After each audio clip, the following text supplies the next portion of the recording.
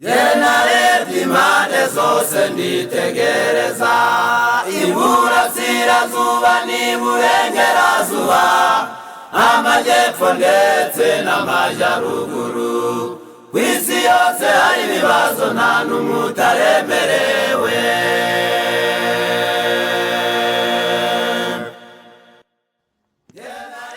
Turamukanije mu izina rya Yesu, Uwiteka abahire. Rero muri aya masaha tubonye, dushimye ko tuganira ku ijambo ry'Imana. Amazina yanjye nitwa Uwimana David. Rero mbere y'uko tuganira ku ijambo ry'Imana, tugiye kubanza gusenga. Tumaze gusenga maze tuganire ku ijambo ry'Imana tubabwiye insanganyamatsiko. Dusenge.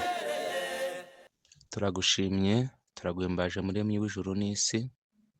Tugushimiye uburinzi bwawe n'imbabazi zawe, uhabwa icyubahiro.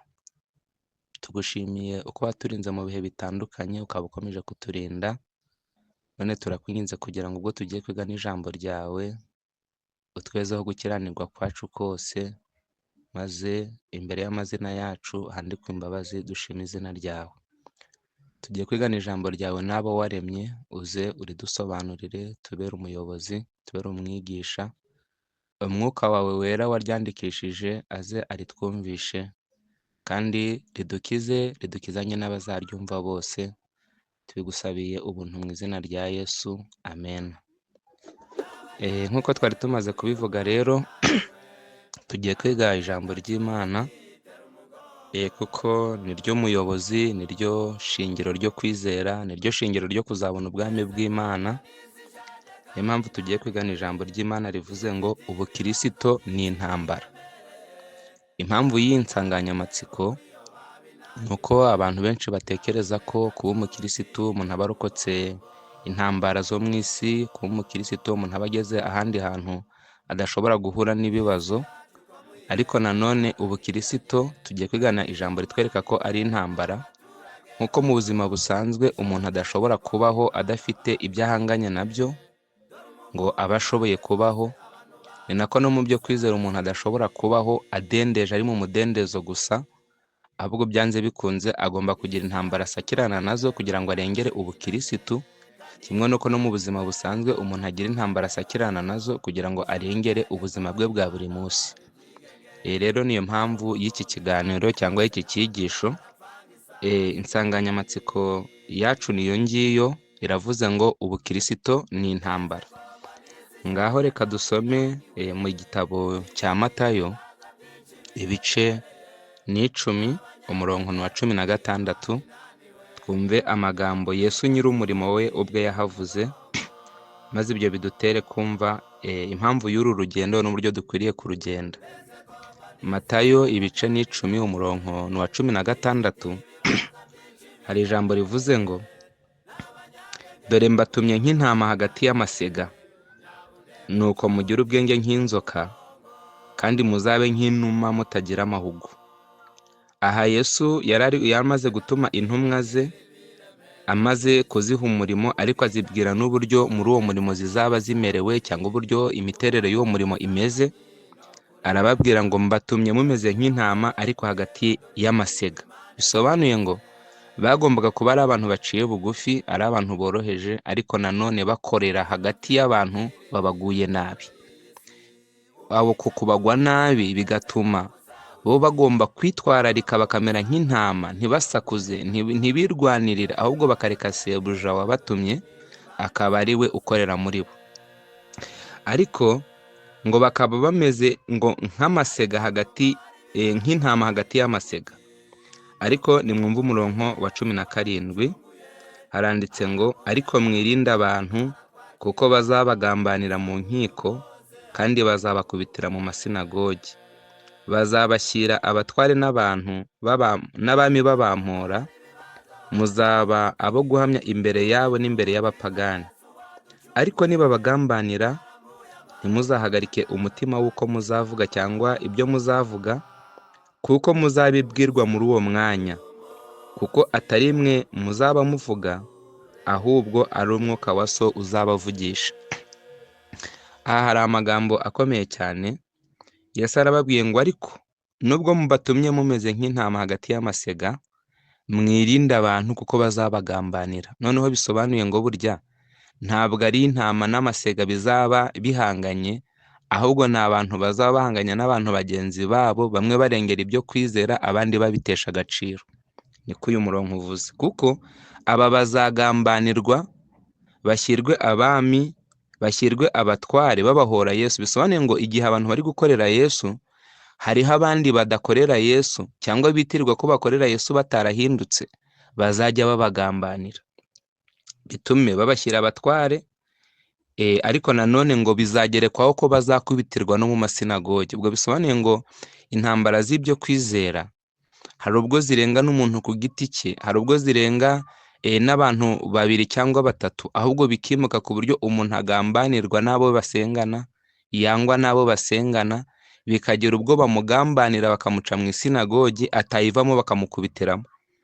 Kuko hano turasomye ngo ngo kandi bazabakubitira mu masinagogi.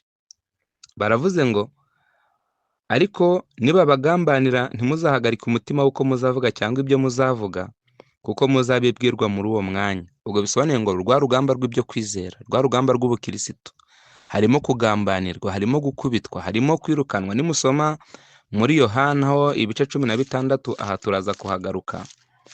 Muri Yohana ibice 16 hari amagambo akomeye cyane Yesu umwami wacu yahavuze.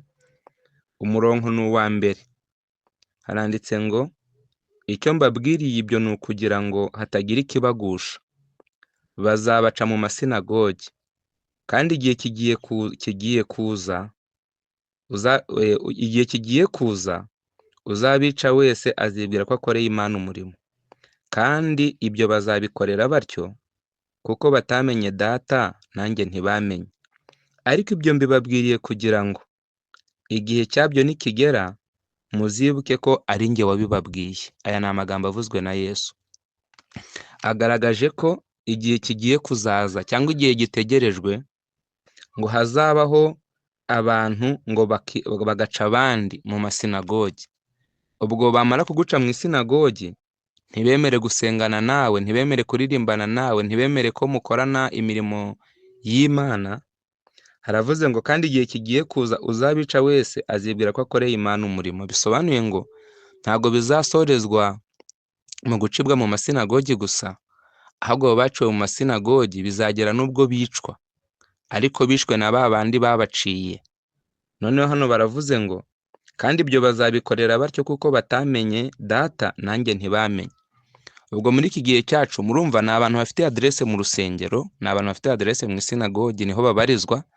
Ariko nanone ngo bazica abana b'Imana, babirukane bace mu masinagogi. Kabiri ngo nibamara kubaca mu masinagogi babice.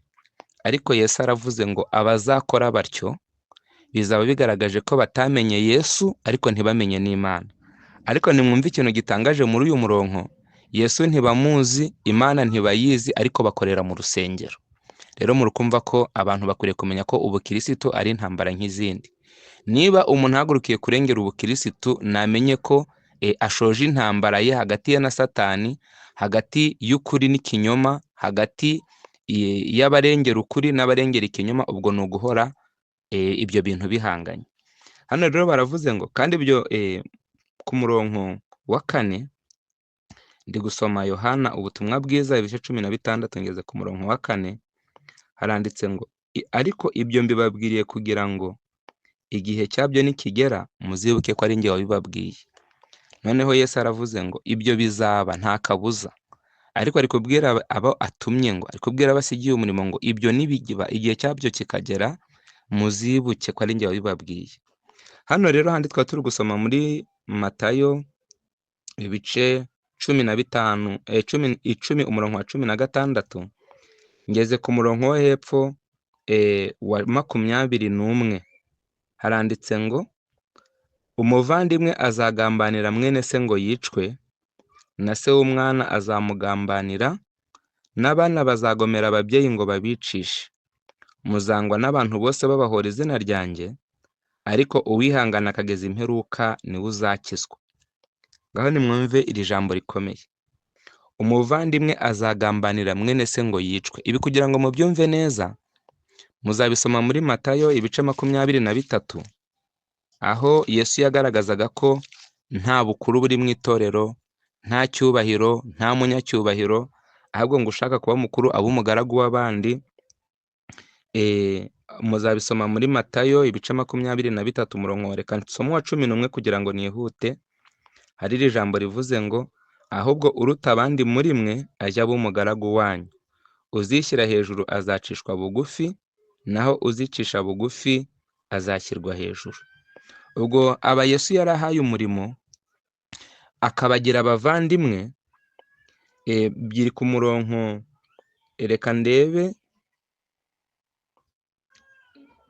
uwo muri Matayo ibice 23, aho Yesu yavuze ngo ntimukagire uwo mu isi mwita data, ntimukagire uwo mwita mukuru, ntimukagire uwo mwita rabi, kuko umwigisha wanyu ari umwe, namwe mwese muri abavandimwe. Ku murongo wa 8, ariko mwebwe ntimuzitwe rabi, kuko umwigisha wanyu ari umwe, namwe mwese muri abavandimwe. Matayo 23 umurongo wa 8. Aha hagaragaje ko abantu bahuriye mu kwizera, bahuriye mu kuyoboka Yesu ari abavandimwe. Ariko nimwumve ijambo rikomeye cyane. Hano turasomye ngo umuvandimwe azagambanira mwene se ngo yicwe.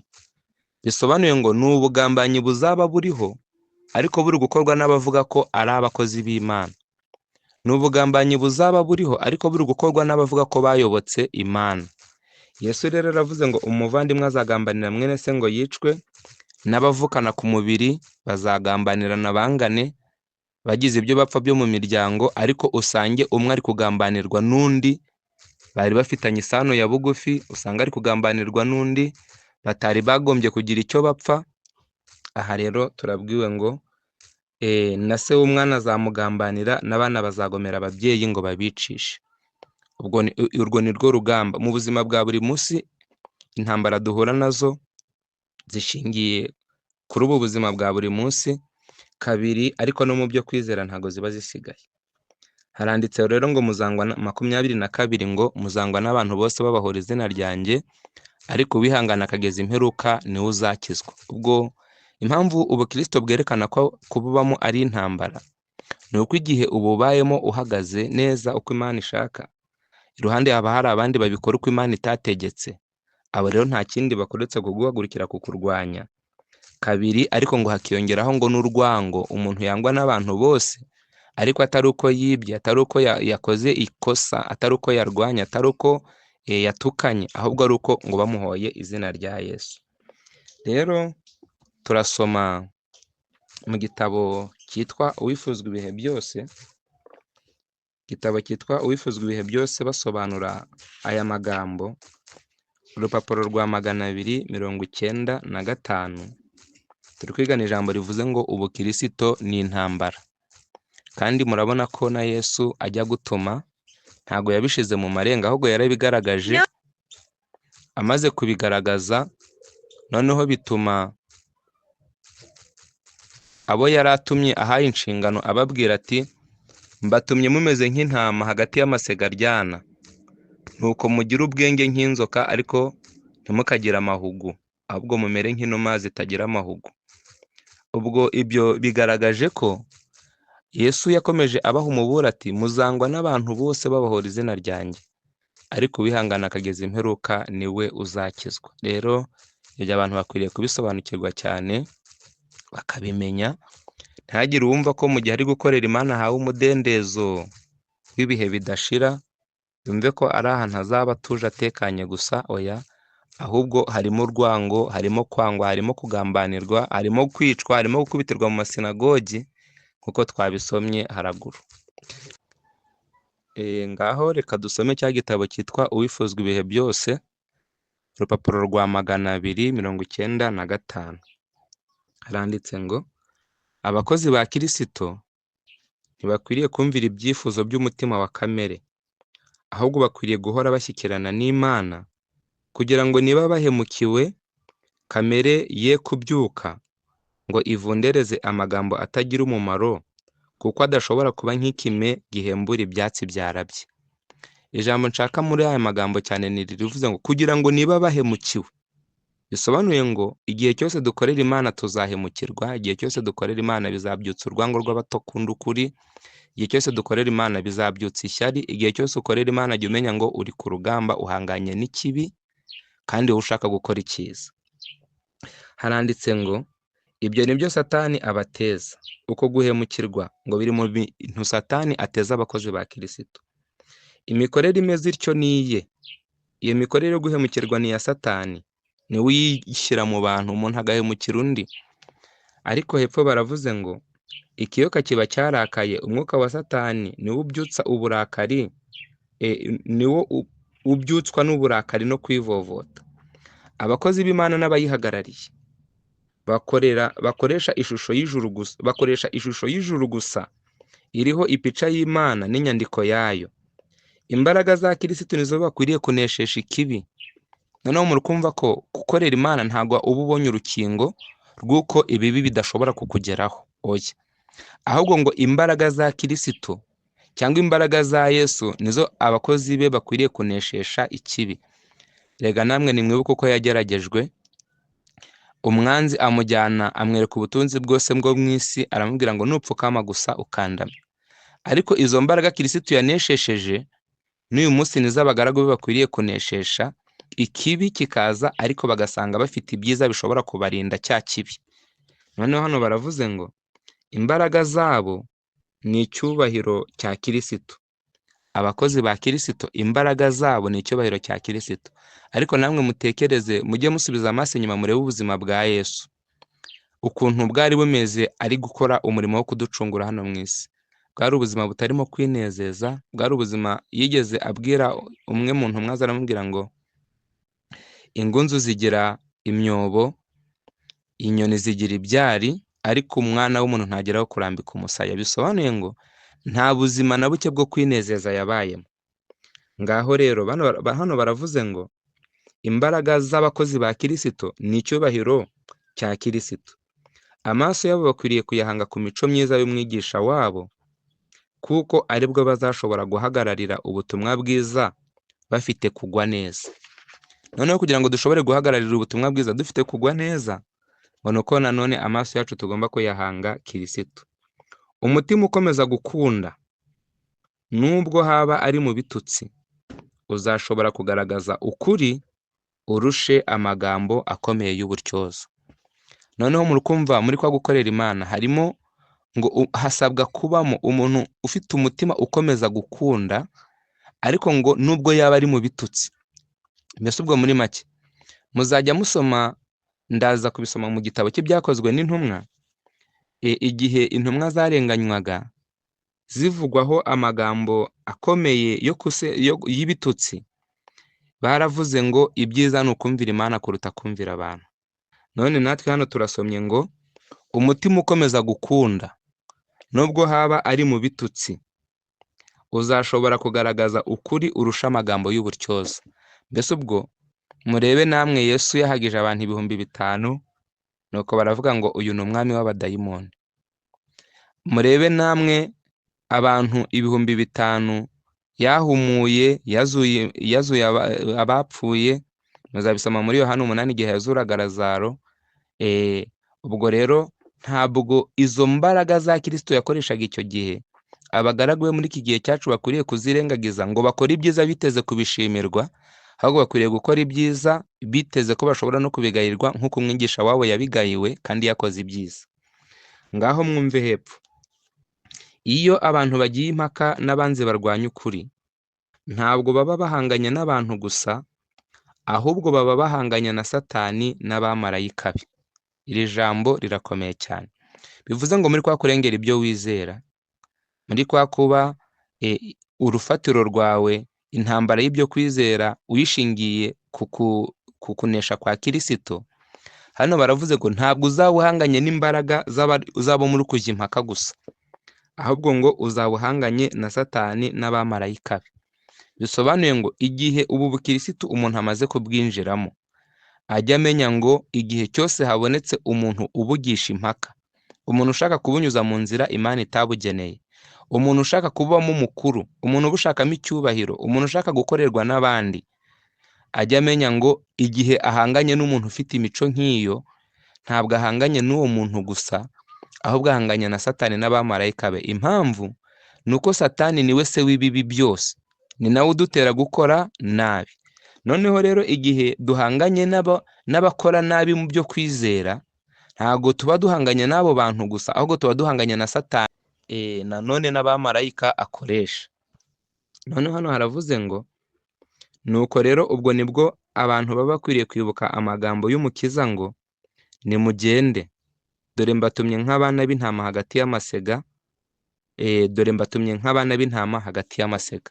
Bivuga ngo igihe ibyo kwizera bigishijwe impaka, igihe abantu bahanganye ariko bahanganiye mu byo kwizera, ubwo nibwo abantu baba bakwiriye kwibuka ijambo Umukiza yavuze ngo dore mbatumye mumeze nk'intama hagati y'amasega. Bivuze ngo uko kuba umwe hagati na hagati, uyu ari kurengera ukuru, uyu ari kurengera ikinyoma, uyu ari kurengera ihame ry'Imana, uyu ari kurengera icyubahiro cy'umuntu, uyu ari kurengera icyo Imana yavuze, uriya nawe ari kurengera undi muntu yavuze. Ngo ntago abantu bakwiriye kubona ari byo biri gukorerwa aho ngaho gusa, ahubwo ngo baba bakwiriye kwibuka amagambo yavuzwe n'Umukiza ngo dore mbatumye nk'intama hagati y'amasega.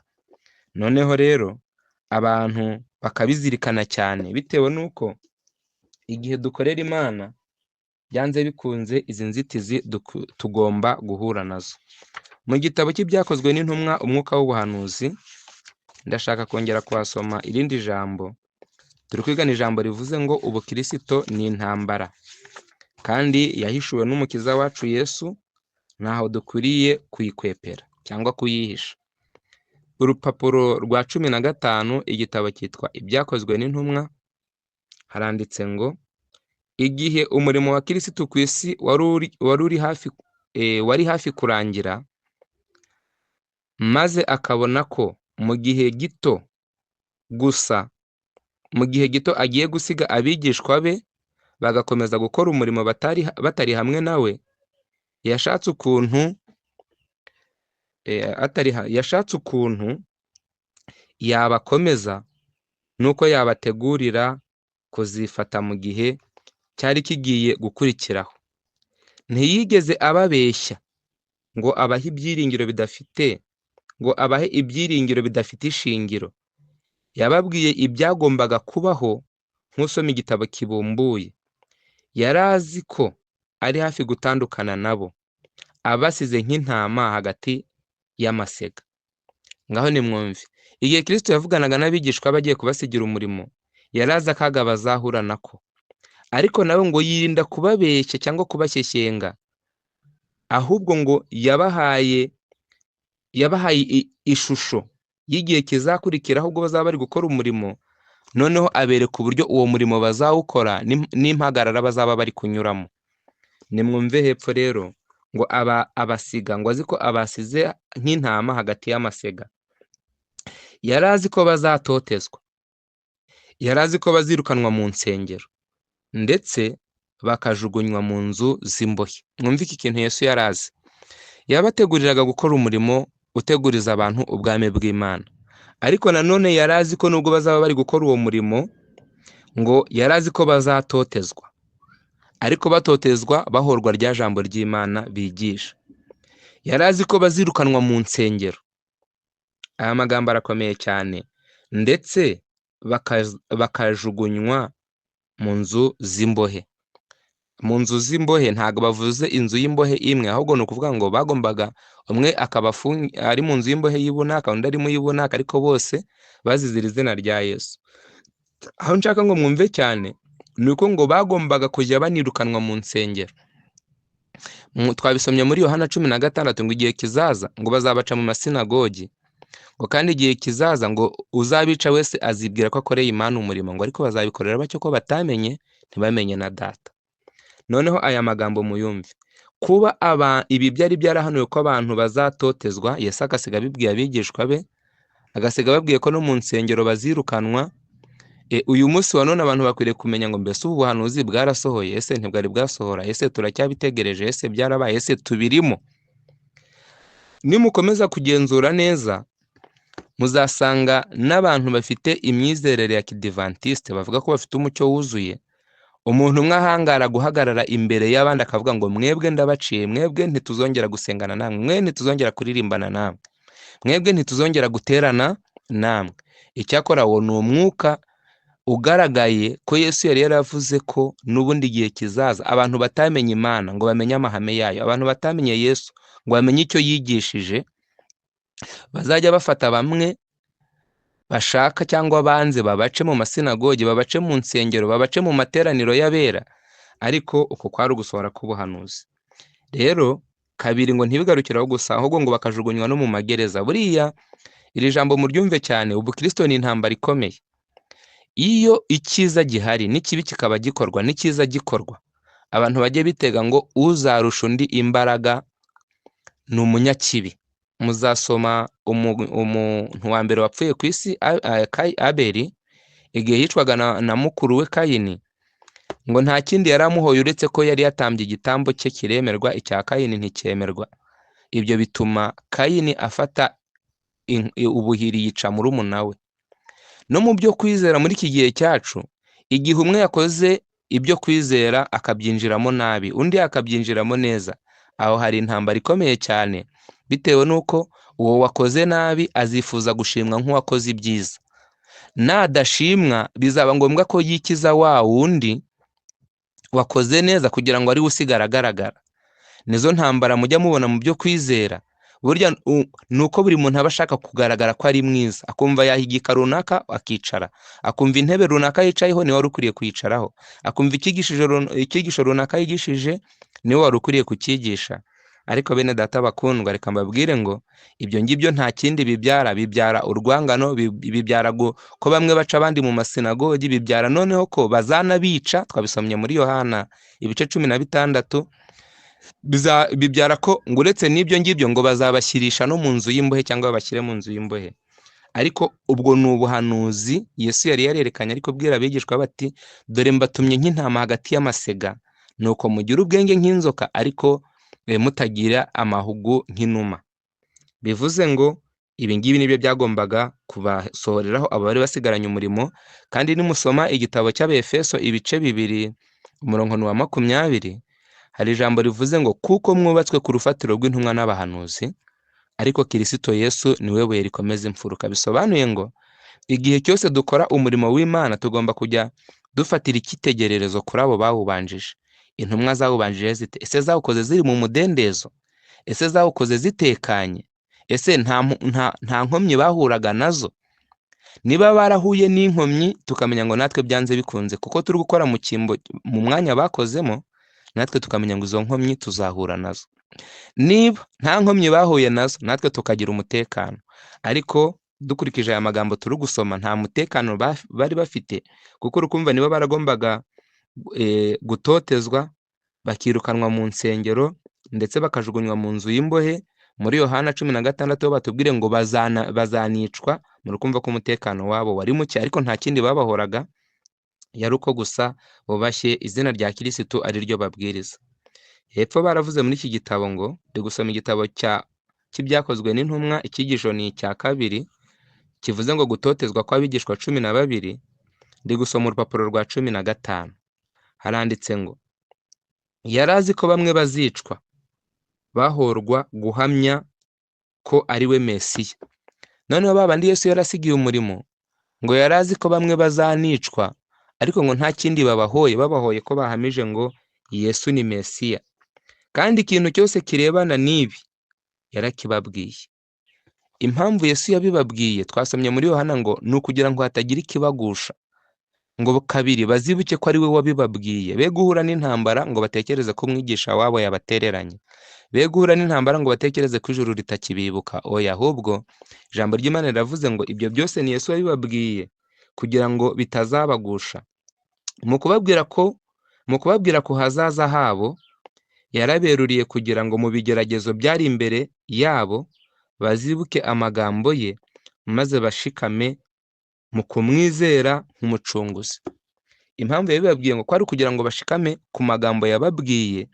Icya kabiri ngo bamwizere nk'umucunguzi. Ubwo bisobanuye ngo ibi ngibi abantu bose bakwiriye kubimenya, impamvu bakwiriye kumenya ko ubukristo ari intambara ni uko igihe umuntu atabimenye, ntabiteguzwe, ntabizirikane, igihe intambara zije abantu benshi bamera nk'abagushije ishyano, akavuga ati reka dane naraje mu gakiza ngo niturize, mvuye mu isi ntorotse intambara, none no mu itorero intambara zirimo. Nibyo, intambara zigomba kubaho. Uko duhangana n'ubuzima bwa buri munsi ngo tubone ibidutunga, ni nako tugomba guhangana n'ibigeragezo by'ibyo kwizera kugira ngo tuzabone ubugingo buhoraho. Bivuze ngo ntushobora kuba mu buzima bwa buri munsi wifumbase nurangiza ngo ubone ibyo ukeneye. Ni nako no mu by'umwuka bimeze, ntushobora kubaho ntacyo uhanganye nacyo ngo uwizere ubugingo buhoraho. Erega na Yesu umucunguzi kugira ngo aducungure byasabye ko abambwa ku musaraba, byasabye ko asonza iminsi 40 n'amajoro 40, byasabwe ko ajyanwa imbere y'abatambyi bo mu isi baramukubita kugeza ubwo ngo bamwambuye n'imyambaro ye asigara yambaye bamwambitse urubindo. Niba Yesu yarahuye n'izo ntambara kugira ngo aducungure, niba intumwa zasigiye umurimo zarahawe ibimenyetso tumaze gusoma, mu rukumva twe twakorera mu mudendezo wo kudahura n'ibigeragezo, tukaba turi ku ruhe rufatiro. Birasobanuye ngo rero tugomba guhura n'intambara kugira ngo kwizera kwacu gukomere. Tugomba guhura n'intambara kugira ngo tugaragaze urukundo dukunda Yesu. Tugomba guhura n'intambara kugira ngo tugaragazwe uburyo twubahiriza amahame Imana yatwandikishirije. Ngaho turasoma mu gitabo cyitwa Ibyakozwe n'Intumwa, turi kwigana ijambo rivuze ngo ubukristo ni intambara. Ibyakozwe n'Intumwa turasoma duhereye ni igice cya 3 umurongo mpere ku wa mbere. Haranditse ngo Petero na Yohana barazamuka bajya mu rusengero mu gihe cyo gusenga, aricyo saa 9. Hariho umuntu wavutse aremaye ibirenge, yarahekwaga agashyirwa ku irembo ry'urusengero ryitwa Ryiza kugira ngo asabirize abinjira mu rusengero. Abonye Petero na Yohana bagiye kwinjira mu rusengero, arabasaba ngo bamuhe. Petero na Yohana baramutumbira. Petero aramubwira ati uturebe. Abitaho agira ngo hari icyo bamuha. Abitaho agira ngo hari icyo bamuha. Petero aramubwira ati ifeza n'izahabu ntabyo mfite, ahubwo icyo mfite ndakiguha. Mu izina rya Yesu Kristo w'i Nazareti haguruka ugende. Maze amufata ukuboko kw'iburyo aramuhagurutsa. Uwo mwanya ibirenge bye n'ubugombambari birakomera. Arabandaduka, arahagarara, aratambuka yinjirana nabo mu rusengero. Atambuka yitera hejuru ashima Imana. Uyu ni wa wundi umaze gukira.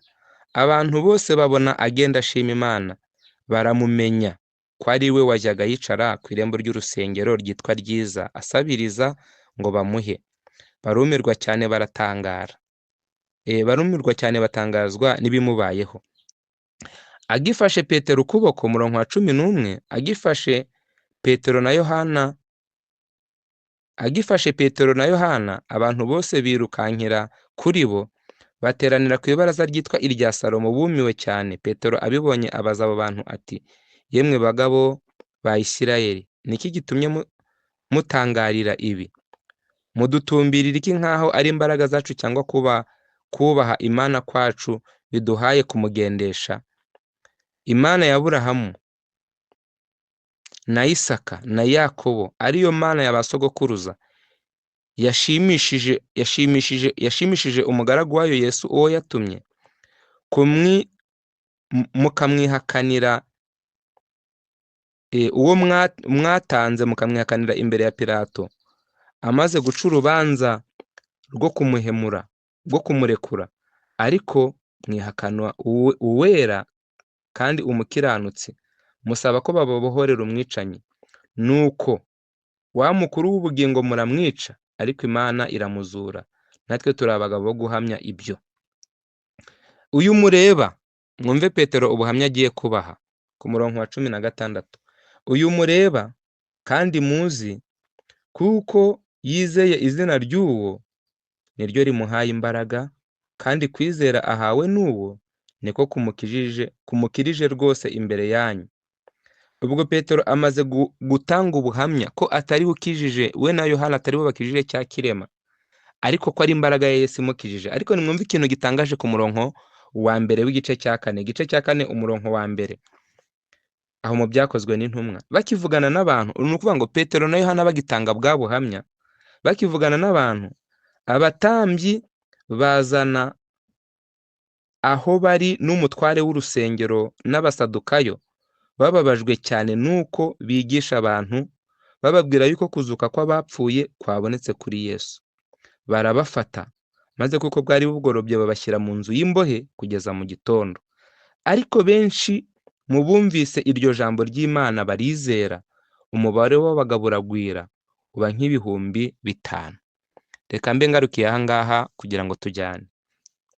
Igihe Petero na Yohana bamaze gukiza cya kirema, ntibasambanye, ntibibye, ntibaroze, ntibarwanye, ahubwo umurimo Yesu yabahaye wo gukiza indwara, muzabisoma muri Matayo ibice 10, wo gukiza indwara n'ubumuga bwose, niwo murimo bari batangiye gukora. Ariko nanone bagaragaza ko atari imbaraga zabo zibikoze, ahubwo ari imbaraga za Kirisitu wanzwe nabo, akaba ari uhaye icyo kirema gukomera. Hano rero baravuze ngo bakivugana n'abantu, abatambyi bazana aho bari n'umutware w'urusengero n'abasadukayo bababajwe cyane nuko bigisha abantu bababwira yuko kuzuka kw'abapfuye kwabonetse kuri Yesu Kirisitu. Ngaho nimwumva aba bantu haje abatambyi, wagereranya n'abapasiteri, wagereranya n'abahagarariye iby'umwuka cyangwa amadini ya none, bazanye n'abasadukayo, abahagarariye ishyanga mu by'imyizerere. Ariko ngo mwumve ikintu cyari kibababaje, bari bababajwe nuko Petero na Yohana bari kwigisha mu izina rya Yesu, bari kuvuga bati Yesu yabonetse mu bapfuye, kuzuka kw'abapfuye kwahereye kuri Yesu. Bamaze kurakazwa nabyo se byagenze bite? Ngaho musome ngo kuko bwari bugorobye, ngo barabafata, ku murongo wa 3, barabafata maze kuko bwari bugorobye babashyira mu nzu y'imbohe kugeza mu gitondo. Ubu Kristo ni intambara, bene data bakundwa, abantu bakwiriye kubizirikana bakabyumva cyane. Aba bantu Yesu yavuze ngo bazabashyira abami n'abatware babampora. Muri kino gitabo cy'umwuka w'abahanuzi, byakozwe n'intumwa 10, urupapuro rwa 15, bagombaga gutotezwa, bagombaga kwicwa, bagomba gushyirwa mu mazu y'imbohe. None hano ibyo bitangiriye kuri Petero na Yohana, ariko bazize ko bakijije ikirema. Nuko ku murongo wa 4, ariko benshi mu bari bumvishe iryo jambo barizera, umubare w'abagabo uragwira uba nk'ibihumbi 5. Ngaho nimwumve, bukeye bwaho abatware n'abakuru n'abanditsi bateranira i Yerusalemu, na Ana umutambyi mukuru, na Kayafa, na Yohana na Alegizandere n'ab'umuryango wose w'abatambyi bakuru, babata hagati barababaza bati ni imbaraga ki cyangwa ni zina ki byabateye gukora ibyo? Aba ngaba kubwo kwizera Yesu, kubwo gukora imirimo Yesu yabategetse, bigeze ubwo bajyanwe mu rukiko, barayemo muri gereza, barayemo. Bigeze mu gitondo ntabwo babarekuye, ahubwo babajyanye mu rukiko rukuru rw'idini. Reka mbone no kubabwira ngo imbaraga zose ziza kuri mwene muntu, zaba iz'idini, zaba iz'ubuzima busanzwe, bisaba kugira ngo umuntu abe afite urufatiro rukomeye, kuko imbaraga z'idini hari ubwo zijya zirutana imbaraga zindi zakwiyadukiza zishaka kunaniza mwene muntu. Kuko hano babajyanye imbere ngo hari abatambyi bakuru, hari Ana, hari Kayafa, hari ngo n'ab'umuryango mukuru bose b'abatambyi. Ubwo bivuze ngo ibi ntago byakorwaga n'abapagani, ahubwo nabavuga ko bakorera Yesu, nkuko twabisomye muri kiriya gitabo, nabavuga ko bakorera Yesu ariko nanone bamwanga. Ubabonye inyuma bambaye umwenda w'idini, ubabonye inyuma bavuga amagambo y'Imana, wabona bakorera Imana, ariko nanone ibikorwa byabo bikagaragaza ko batigeze bakorera Imana habe no kuyimenya. Niyo mpamvu muzasoma mu rwa 2 rwa Timoteyo ibice 3, bagaragaza ibimenyetso bizaranga iminsi y'imperuka, ngo hazaba mironko ugana kwa 5 no 6, ngo bazaba bafite ishusho yo kwera ariko bahakana imbaraga zako. Bisobanuye iki? Ku munwa bazaba bazi amahame, ku munwa bazaba bazi ubugira neza, ku munwa bazaba bazi kuvuga neza, ubarebye wabona ari abakozi b'Imana, ariko ibikorwa byabo bikagaragaza ngo ntago bigeze kumenya Imana habe no kuyikorera. Nibyo byabaye kuri Petero na Yohana. Rero bafatwa n'abatambyi n'abakuru n'abishyanga, ngo babashyira mu rukiko, ngo barababaza bati niki cyabateye gukora iryo zina, kuvuga muri iryo zina, cyangwa n'imbaraga ki zabahaye gukora ibyo? Ngaho nimwumve, ahangaha icyo dukwiriye kuzirikana cyane nuko umuntu wese w'umwizera akwiriye kujya amenya ngo igihe ahagarariye neza amahame y'Imana, imbaraga z'idini, nubwo baba bahuje imyizerere, nubwo baba bahuje gusenga, nubwo baba bahuje kuririmba, nubwo baba bahuje kubwiriza, igihe uhagaze uri umwizera ugahagarara neza ku mahame Imana yakwandikishirije, undi nawe ari hariya ashaka kuyarwanya, hazakurikiraho ko n'urukiko rukuru rw'idini ruzicara rukuburanishe, ariko umugambi atari kugira ngo basobanukirwe n'ibyo wizera, ahubwo umugambi ari kugira ngo babipfobye. Rero mwumve ku murongo wa 8, nuko Petero yuzuye umwuka wera arababwira ati, batware b'abantu namwe bakuru, uyu munsi turabazwa ibyo twagiriye uyu muntu waruremaye, kandi turabazwa icyamukijije, ariko mumenye mwese n'abantu bose bo mu Bisirayeli yuko ari izina rya Yesu Kristo w'i Nazareti, uwo mwabambye Imana ikamuzura, ari ryo ritumye uyu muntu ahagarara imbere yanyu ari muzima. Petero atanze ubuhamya bwiza cyane, arabwira ati, mumenye ko ari izina rya Kristo w'i Nazareti rimuhaye guhagarara imbere yanyu ari muzima. Ariko mwumva abantu abwiye ni abatware n'abakuru, ariko igiteye ubwoba cyane ngo ntabwo ari abatware b'abakuru bo mu isi, ahubwo ni abatware b'abakuru b'ishyanga rya Isirayeli. Ubwo uku guhagurukirwa nabo badatandukanyijwe n'imyizerere bakarwanya intumwa zari ziri gukora, ariko mu cyimbo cya Kristo. N'aba bakoraga bitwa ngo ni integuza za Kristo, cyangwa biteguye kuzakira umwami n'umucunguzi, ariko igihe yari amaze gucungura, igihe yari amaze kuzuka, ugupfobya umurimo kwa Yesu kwahereye ku bahagarariye idini. Bivuze ngo no muri iki gihe cyacu abantu bagwanya amahame ntabwo ari abantu bo hanze y'idini, ntabwo ari abantu bo hanze y'itorero, oya, ahubwo undi wo mu itorero witwa ko abihagarariye niwe ufatanya mbere mu kubigoreka, kandi akabigoreka ari uko agambiriye icyubahiro cye no kubaka izina kwe, atari uko agambiriye icyubahiro cy'Imana nk'uko aba batambyi babikoze. Ngaho nimwumve ku murongo wo hepfo, aho mu Byakozwe n'Intumwa ibice 4, haranditse ngo umurongo wa 23 haranditse ngo, nuko barekuwe basubira muri bagenzi babo babatekereza ibyo babwiwe byose n'abatambyi bakuru n'abakuru, nabo babyumvise bavuga ijwi rirenga n'umutima uhuye, babwira Imana bati, databuja ni wowe waremye ijuru n'isi n'inyanja n'ibirimo byose, kandi wavugiye mu kanwa ka sogokuruza Dawidi umugaragu wawe, ubivugisha umwuka wawe wera ngo, niki gitumye abanyabyaha bagira imidugararo n'abantu bagatekereza iby'ubusa. Ngaho nimwumve, igihe bari barekuwe bakuye imbere ya rwa rukiko no muri ya gereza bari barayemo, ngo bagiye gusobanurira bagenzi babo bababwira ibyabaye, ariko nanone ngo umugambi atari ukubaca intege, ahubwo ari kugira ngo bakomezanye. Ariko abagenzi babo ngo babyumvishe bashimana, bari kuvuga bati, ese ni kuki abanyabyaha, iki gituma abanyamahanga bagira imidugararo n'abantu bagatekereza iby'ubusa? Bari babatekerereje iby'ubusa bitewe n'uko bari batekereje ko bashaka kwigarurira abantu, bashaka kwigarurira ishyanga rya Isirayeli, ariko ntago yari wo mugambi w'intumwa. Ahubwo umugambi w'intumwa ko ari kongera kwerereza Kristo, bakongera kumwereka abanyamahanga bamwanze, noneho b'abanyamahanga bakagarukira Yesu. Ariko igitangaje, abanyamahanga ntago bigeze barwanya intumwa, ahubwo intumwa zarwanyijwe na bene wabo b'Abisirayeli, zarwanyijwe n'abatambyi bahagarariye ishanga, barwanyijwe n'abakuru b'idini. Bivuze ngo igihe cyose umuntu azaba ahagarariye ihame, ajye yitegura kurwana intambara y'abakuru b'idini, y'abayoboye amadini, kugira ngo wowe utarihagararira ukagaragara ko uri umunyakuri kandi atari umukuru w'idini wabivuze. Ngaho nshaka gusoma ngasoza muri kino gitabo, nkasoma Mwuka w'ubuhanuzi, baranditse baravuga ngo, Ibyakozwe n'Intumwa ibice 5 umurongo wa 29, turi kwigana ijambo rivuze ngo ubukristo ni intambara, kandi izi ntambara twazitegujwe n'umwami wacu. Urufatiro rw'abakoze uyu murimo batubanjirije, turi kubona uburyo bagiye bazirwana n'ingorane bagiye bahura nazo, ariko ntago bigeze bacogora. Ibyakozwe n'Intumwa ibice 5 umurongo wa 29, hari ijambo rivuze ngo, Petero n'izindi ntumwa barasubiza bati, ibikwiriye no kumvira Imana kuruta kumvira abantu. Bisobanuye ngo igihe impagarara z'iby'umwuka zihari, igihe ibi bigirwaho impaka na biriya bigirwaho impaka, umuntu asabwe kwirinda kujya ku ruhande urwo ari rwo rwose. Wenda atekereje ko ari rwo ruriho benshi, wenda atekereje ko ari rwo ruriho abanyembaraga, ahubwo ijambo ry'Imana riravuze ngo igikwiriye ni ukumvira Imana kuruta kumvira abantu. Niko Petero n'izindi ntumwa basubije. Imana ya sogokuruza yazuye Yesu, uwo mwishe mumubambye ku giti, Imana yaramuzuye imushyira iburyo bwayo ngo abe ukomeye n'umukiza, ahesha Abisiraheli kwihana no kubabarirwa ibyaha. Natwe turi abagabo bo guhamya ibyo hamwe n'umwuka wera w'Imana yahaye abamwumvira. Babyumvishe bazabiranwa n'uburakari bashaka kubica. Ngaho nimwumvire ijambo bene data bakundwa. Izi ntumwa ziri guhamya ibya Yesu.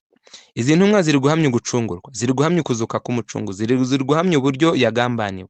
Ariko ngo abatambyi, abakuru b'idini, babyumvisha bazabiranwa n'uburakari bashaka kubica. Ariko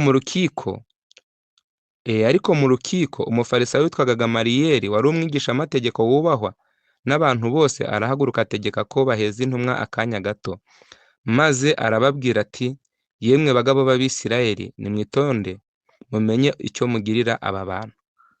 Ngaho nimwumve, ni Umwisirayeli n'abari kurenganywa na Abisirayeli, ariko nanone bagiye kurenganurwa n'Umwisirayeli. Ariko arabwira ngo mwitonde mumenye uko mugirira aba bantu. Hepfo haravuze ngo umurongo wa 36, muzi yuko mu minsi yashize Teuda yahagurutse avuga yuko ari umuntu ukomeye, nuko abantu nka 400 baramukurikira. Bukeye aricwa, abamwumviraga bose baratatana bahinduka ubusa. Hanyuma ye mu minsi yo kwandikwa haduka umunyagalilaya witwaga Yuda, agomesha abantu benshi baramukurikira, nawe aricwa, n'abamwumviraga bose baratatana. Ubwo ari kubereka amateka y'ibyagiye bibaho muri iryo shyanga. Hakagira abantu baduka nk'abaje gukorera Imana, nyamara atari wo mugambi, nyuma bagatatana n'ababakurikiraga bagatatana. Ariko nimwumve umurongo wa 38. Kandi none ndababwira nti muzibukira aba bantu mubarekure. Ubwo ni za ntumwa zigifunzwe. Petero na Yohana baracyafungiye ko bakijije wa muntu wari waravutse aremaye. Menye uko mugirira aba bantu mubarekure, kuko iyi nama n'ibyo bakora nibiba bivuye ku bantu bizatsindwa. Ariko nibiba bivuye ku Mana ntimuzabasha kubatsinda. Mwirinde mutaboneka ko murwanya Imana.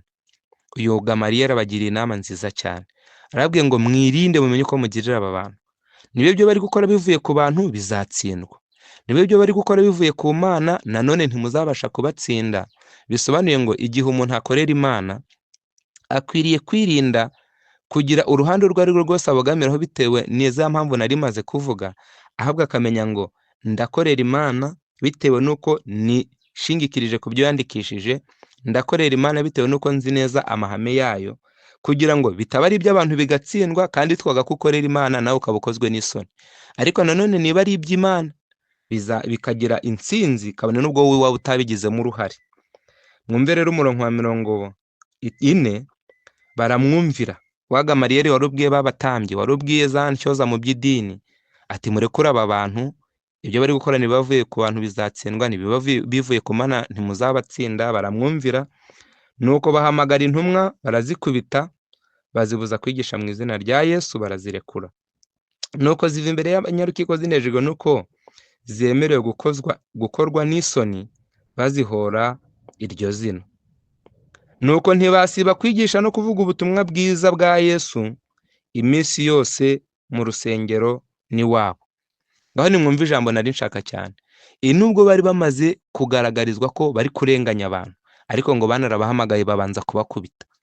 Kandi reka mbabwire irindi banga riri aha ngaha, ntabwo izi ntumwa zakubitwaga n'abanyamahanga, ntabwo izi ntumwa zakubitwaga n'abapagani, ahubwo zakubitwaga n'abahagarariye idini naryo ryari ririho muri icyo gihe, ariko riri kuvuga ko rijyanye abantu mu ijuru, riri kuvuga ko rihagarariye Yesu, ariko bari kuvuga Yesu babarwanya. Bivuze ngo muri iki gihe cyacu akarengane gashingiye ku bantu bamenye amahame yo kwizera, bamara kuyamenya uyu akayayoboka, agambiriye inyungu ze bwite, ashaka icyubahiro, ashaka kumenyekana, ashaka ubutegetsi.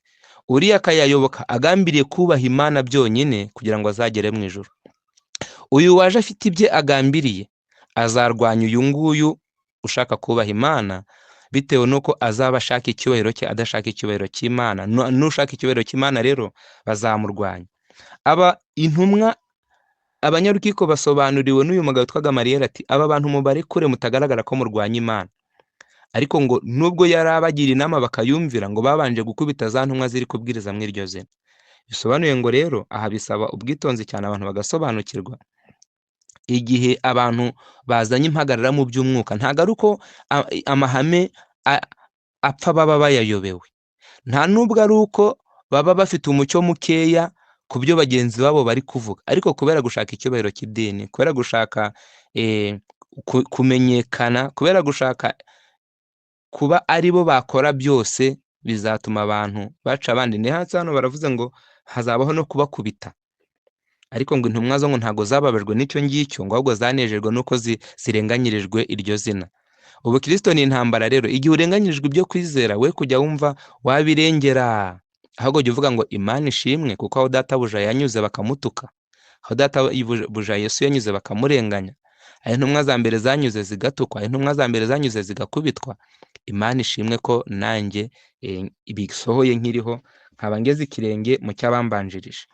Ngaho mu gitabo cy'ibyakozwe n'intumwa nanone umwuka w'ubuhanuzi, ndasoma muri iki gitabo baranditse ngo mu gihe Petero, ni urupapuro rwa 41, ni icyigisho cya 6 kivuze ngo ku irembo ry'urusengero, mu gihe Petero na Yohana bari mu nzu y'imbohe, abandi bigishwa bari bazi uburyarya bw'abayuda bakomeje gusengera abavandimwe babo ubudasiba, batinya ko ubugome bwagiriwe Kirisitu bwakongera kubaho. Ngaho nimwumve, igihe Petero na Yohana bari bashizwe mu nzu y'imbohe, abari basigaye badafunzwe basengaga bakomeje bari kuvuga bati uburyarya bw'abayuda turabuzi, cyangwa uburyarya bw'abita ko bakorera Imana turabuzi, none reka dusenge cyane dukomeje kugira ngo ibyabaye kuri Kristo bitongera kuba. Ibyabaye kuri Kristo baramukubise, bamugirira nabi, bamwambura imyenda, bigera n'ubwo ngo bamubambura urupfu, bamwica urupfu rubi rwo ku musaraba. Intumwa zikimara kurekurwa zashatse abandi bigishwa zibatekerereza uko urubanza rwagenze. Ibyishimo by'abizera byabaye byinshi cyane, nubwo bari barenganijwe, nubwo bari bakubiswe, nubwo bari bafunzwe, ngo igihe batekererezaga bagenzi babo ibyababayeho, ngo ibyishimo byabaye byinshi cyane. Nabo babyumvisha bavuga mu ijwi rirenga n'umutima uhuye, babwira Imana bati databuja, ni wowe waremye isi n'ijuru n'inyanja n'ibirimo byose, kandi wavugiye mu kanwa ka sogokuruza Dawidi umugaragu wawe, ubivugisha umwuka wera uti niki gitumye abanyamahanga bagira imidugararo n'abantu bagatekereza iby'ubusa? Abantu bo mu isi bateje urugamba n'abakuru bateraniye hamwe kurwanya Uwiteka n'uwo yasize. Kandi koko Herode na Pontiyo Pilato hamwe n'abanyamahanga n'imiryango y'Abisirayeli bateraniye muri uyu murwa kurwanya umugaragu wawe Yesu, uwo wasize ngo basohoze ibyo ukuboko kwawe n'ubwenge bwawe byategetse mbere byose bitari byaba. Ubwo rero abantu bibakwiriye kubizirikana cyane, kandi mu gihe babizirikana bakamenya ngo igihe Kristo yari mu isi nawe yararwanyijwe. Ngaho nimwumve muri iki gitabo cyitwa Intambara Ikomeye, urupapuro rw'105, nze gusoma muri iki gitabo cy'Intambara Ikomeye, urupapuro rw'105, turi kwigana ijambo rivuze ngo ubukristo ni intambara, kandi iyo ntambara twayerekanye mu buryo bwinshi. Urupapuro ni 105, haranditse ngo Papa yari yarakangishije Luteri ko natisubira hazacibwa mu itorero, maze noneho icyo gihano gishyirwa mu bikorwa. Ngaho nimwumve, Yesu yarababwiye ngo bazabaca mu masinagogi, muzangwa n'abantu bose babahora izina ryanjye. Uwo mugambi umuntu wa mbere wawugize ku isi ni ubupapa. Igihe Luteri yarahagurutse ari kwerekana amakosa ubupapa bwakoze mu myizerere cyangwa itorero Gatulika, Papa yaramubwiye ngo weho nukomeza kuvuga izo nyigisho nzaguca mu itorero. Ariko ngo ntibyagarukiye mu kuvuga gusa, ngo ahubwo ngo byaje gushyirwa mu bikorwa. Hasohotse irindi tangazo rivuga ko Luteri itandukanyije n'itorero ry'i Roma ubuheruka. Iryo tangazo ryaramurwanyaga rikavuga ko yavumwe n'ijuru, kandi ko iteka aciriweho rireba n'abantu bose bashobora kwakira inyigisho ze. Urugamba rukomeye rwari rwatangiye rwose. Turi kwigana ijambo rivuze ngo ubukristo ni intambara. Ni ukuvuga ngo twaze turukora ku rufatiro rw'intumwa, ariko no ku rufatiro rw'abagorozi babanjije uyu murimo habagaho gucibwa biturukanye n'ukuri bagaragaje, bagacibwa mu matorero yariho cyangwa barimo, ariko nanone ngo hakandikwa irindi tangazo rivuze ngo uyu yitandukanije n'itorero ubuheruka. Bisobanuye ngo n'abantu baca abandi uyu munsi ntago bahangara kuvuga ko babaciye.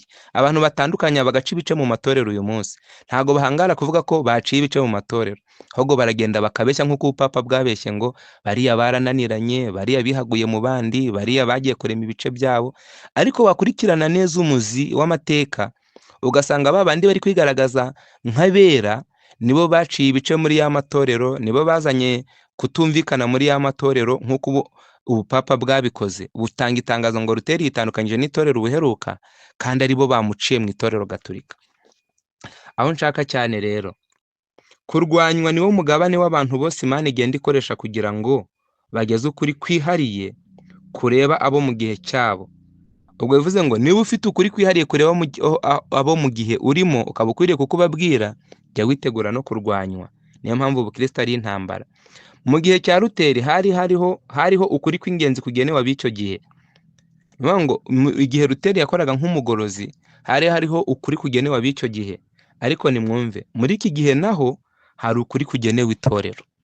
Muri iki gihe naho hari ukuri kugenewe itorero. Ndi gusoma Intambara Ikomeye urupapuro rw'105. Buriya abantu benshi bazi ngo umucyo wose twamaze kuwubona. Oya, uribeshya. Abantu bose bazi ngo ukuri kose baragusobanukiwe. Oya, ni ukwibeshya. Ahubwo mu gihe cya Luteri hari umucyo wari ugenewe itorero, hari ibyo itorero ryagombaga kubwirwa. No muri iki gihe cyacu hari ukuri kugenewe itorero. Ikibazo ahantu gikomerera ni hehe rero? Ni ukuba kwa kuri kugenewe itorero abantu benshi mu bwenge bwabo batekereza ngo kuriya kuri ngo kuzanyurira muri runaka, ngo byaba ukuri se ngo bitavuzwe na runaka, ngo Imana se ngo yabinyuriza mu wundi ngo utari runaka. Uko niko abatambyi bibeshye igihe bahabwaga isezerano bazi ko hazasamwa umwana Yesu, ngo agasamwa n'umwari utafite umugabo, ngo maze ngo bategura abakobwa ngo batekereza ko umwami Yesu yazavukira muri abo ngabo. Igihe yaravutse kuri Mariya batatekerezaga batenda kumwemera. Ni nako ukuri kw'iki gihe kwirengagizwa ngo bitewe nuko kutavuzwe na runaka. Bitewe nuko kwavuzwe na runaka, kutavuzwe na runaka, ibyo bigaheza abantu mu rujijo ngo ariko se ngo Imana koko ngo yabinyuriza. Oya, muri iki gihe harimo ukuri kugenewe itorero nk'uko mu gihe cya Luteri hariho ukuri kugenewe itorero, kandi Imana ishobora kukunyuza muri wowe cyangwa njyewe cyangwa n'undi. Icyo dusabwa ni amagambo ari mu Ntambara Ikomeye iyi ndi gusoma 418, tukabyemera tubanje kubaza ijambo rivuze ngo ese koko niko Uwiteka avuga? Igihe hari ibyo Uwiteka avuga, ntugatekereze ko bizavugwa na runaka, ntuzatekereze ko ari we uzabyigisha. Oya, ahubwo muzasoma mu Bakorinto ba mbere bari kugaragaza uko Imana ihamagara ngo ntago yita ku buryoza, ntago yita ku bakomeye, ngo ahubwo itoranya n'ibyoroheje ngo kugira ngo ikoze isoni bikomeye, ngo itoranya abaswa kugira ngo ikoze isoni abanyabwenge.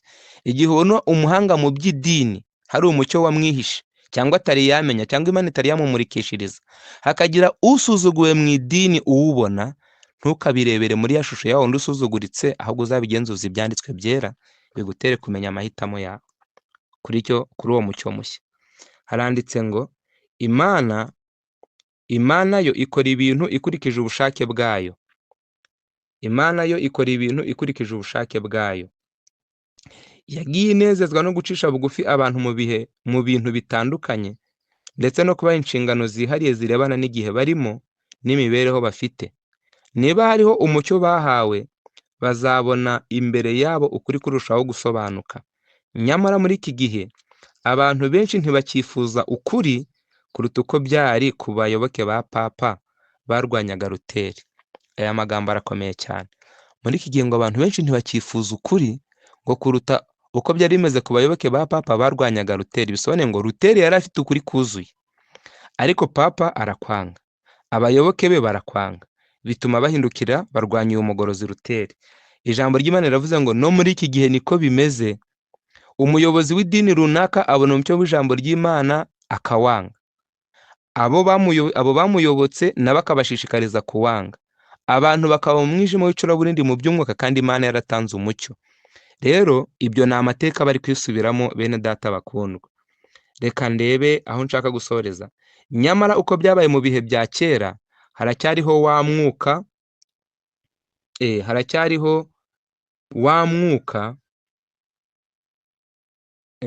nyamara nk'uko byabaye mu bihe bya kera haracyariho wa mwuka wo kwemera inyigisho n'imigenzo by'abantu mu kwanga kwemera ijambo ry'Imana. Ubwo muri iki gihe cyacu hariho inyigisho, hariho imigenzo by'abantu ngo bihabwe umwanya abantu bikabatera kwanga ijambo ry'Imana. Hepfo baravuze ngo abantu bigisha ukuri gukwiriye iki gihe ntibagomba kwitega ko bazakirwa neza kuruta uko byagendekeye abagorozi bo mu bihe byashize. Abantu babwiriza ukuri kw'iki gihe ntibitege ko bazakomerwa amashyi, ntibitege ko bazakirwa neza kuruta uko byagendekeye abagorozi bo mu gihe cyashize. Bisobanuye ngo abagorozi bo mu gihe cyashize intambara bahuye nazo, abagorozi bo mu gihe cyashize akarengane bahuye nako, abagorozi bo mu gihe cyashize itotezwa bahuye naryo, ni naryo n'abagorozi ba none bagomba guhura naryo, kugira ngo uko abakera bakiriwe n'uyu munsi niko bagomba kwakirwa, kuko umucyo batwaye ari umwe. Ahubwo ikintu gitangaje ni uko uzabona inyandiko zitwandikishirize gutya, ariko ukabona n'umugorozi yifuza gukomerwa amashyi, ukabona n'umugorozi yifuza kuba mu ntebe z'ibyubahiro. Ariko muzasoma muri Yohana, ni muri Matayo Yesu ari kuvuga ibya Yohana Umubatiza. Turi kwigana ijambo rivuze ngo ubukristo ni intambara. Muri Yohana Matayo Yesu avuga ibya Yohana Umubatiza yavuze amagambo akomeye, maze nakunda ko dusoma muri Matayo ibice ni 14, ni mu bice 14 haranditse ngo Yesu avuga ibya Yohana Umubatiza, Matayo ibice 14, maze dusome iryo jambo rigufi. Turi kwigana ijambo rivuze ngo ubukristo ni intambara, kandi izi ntambara abantu bagomba kuzirwana bashikamye kugeza ubwo abantu bazagera ku musaruro Imana ishaka. Ngaho ndebe ko ari Yohana, Matayo ibice 14 haranditse ngo umurongo ni uwa mbere. Icyo gihe umwami Herode yumvise inkuru za Yesu, abwira abagaragu be ati uwo ni Yohana Umubatiza wazutse, nicyo gituma akora ibitangaza. Nuko kuko Herode yari yarafashe Yohana akamuboha akamushyira mu nzu y'imbohe ku bwa Herodiya wari muka mwene se Filipo. Nuko Yohana yari yabwiye Herode ati amategeko ntiyemera ko umucyura. Yifuzaga kumwica, ariko atinya abantu kuko bemeraga ko ari umuhanuzi. Ngaho nimwumva aya magambo akomeye. Uyu Yohana Umubatiza yacyashe icyaha cyari cyakozwe na Herode nk'umwami. Herode ngo ashaka kumwica biburira uburyo, ngo kuko yatinyaga abantu. Impamvu ngo nuko abantu bari bazi ko Yohana ari umuhanuzi, nicyo cyatumye atamwica. Ariko nanone gutuma atamwica, muzasoma nanone urupfu rwa Yohana ntago rwarenze, ahubwo ngo igihe yari ari mu nzu y'imbohe ngo naniho yaciriwe igihanga. Ariko mwumve ngo yarazize gucyaha ibyo byaha byakozwe n'umutambyi, yarazize gucyaha ibyo byaha byakozwe n'umwami.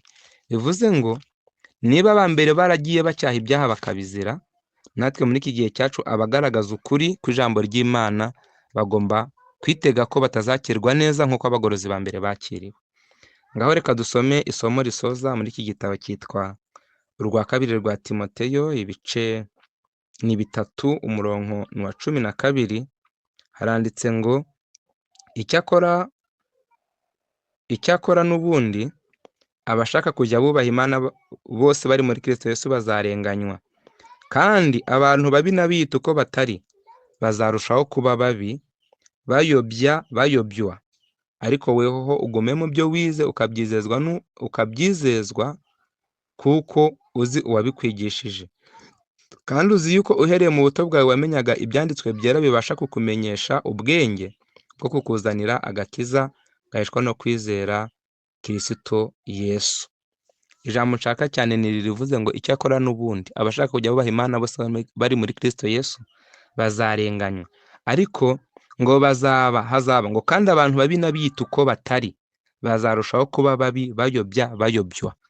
Bisobanuye ngo hari abantu baba biyambitse umwambaro w'idini, ariko nanone uwo mwambaro w'idini ntacyo wahinduye ku mico yawo. Uwo mwambaro w'idini niba ari umugome bwabo ugomba kibufite, ku bo basengana cyangwa se yabugirira uwo basengana. Ibyo ngibyo rero biravuze ngo abantu babi n'abiyita uko batari bazakomeza kuba babi. Niyo mpamvu mu byo kwizera umuntu ntabwo akwiriye kugushwa n'uwagenza ukundi, oya, ntabwo akwiriye kugushwa n'uko wari umunyembaraga yawe w'umunyantege nke. Niyo mpamvu buriya nimunasoma ntabwo ibyaha by'umuntu ku giti cye bituma itorero rigwa, oya, ahubwo itorero rigwa iyo ryafashe amahame y'Imana rikayahindurira icyerekezo, ugasanga iri hame Yesu yatwandikishirije ry'ubukuru ati ntihakagire uwo mu isi mwita mukuru, ntihakagire uwo mwita data, abandi batangiye kwita bakuru, abandi batangiye kubaca, batangiye kubaha imigayo, ugasanga umuntu w'ibunaka ari kujya gutanga igihano mu itorero ry'ibunaka. Ibyo ngibyo Yesu yari yarabibuzanyije. Ahubwo ibiramambu Imana nidutiza ubuzima tugakomeza kugirana ibi byigisho tubonye umwanya, tuzabereka neza ko mu bugorozi nta muntu warimo uhagarariye abandi wo kubafatira ibyemezo. Urukiko rukuru mu itorero, urukiko rukuru mu bugorozi ni itorero umuntu abarizwamo. Rero ariko ngo hazabaho abantu babi ngo bazakomeza gukora nabi bayobya kandi bayobywa. Ngo bisobanuye ngo hari uzaba ari gukora ari kuyobya, ariko nawe hirya hari uwamuyobeje. Niko uyu murongo uvuze. Rero ariko ijambo ry'Imana riravuze ngo ibyo ngibyo ngo ariko wehoho ugume mu byo wizeye ukabyizezwa kuko uzi uwabikwigishije. Bivuze ngo abantu bakwiye kuguma mu byo kwizera, ariko nabo batapfuye kubibamo gusa, ahubwo bazi uwabibigishije. Yesu watwigishirije ibyo kwizera akanabitwandikishiriza, yatubwiye ngo muzangwa n'abantu bose babahora izina ryanjye. Mu isi nta muntu n'umwe wakoreye Imana w'inkomerwamashyi ngo abakorera Imana by'ukuri, ahubwo muzasoma muri Matayo 5:11 ngo namwe muzahirwa ubwo bazabatuka bakabarenganya bakababeshyera ibi byinshi babampora. Muzishimwe munezerwe kuko ingororano zanyu ari nyinshi mu ijuru, kuko ariko barenganije abahanuzi ba mbere. Rero urwo ni urufatiro rwo kwizera umukristo wese adashobora kurenga, ni urufatiro rwo kwizera umukristo wese adashobora kugira aho arwikinga, ahubwo buri wese uvuga ko yizera Yesu ibyo ngibyo bizamugeraho. Rero reka dusabe Imana kugira ngo iduhe kubaka neza kuri uru rufatiro. Ubukristo ni intambara, ahubwo icyo umukristo wese asabwa kumenya uburyo arayirwana akayisoza adatukishije izina ry'Imana. Asabwa kumenya uburyo arayirwana akayisoza akiri umukristo atagamburuye. Asabwa kumenya uburyo arayirwana akayisoza iby'Imana bigifite agaciro muri we, ndetse ashobora no kubibwira abandi. Imana ibiduhera ubuntu mu izina rya Yesu.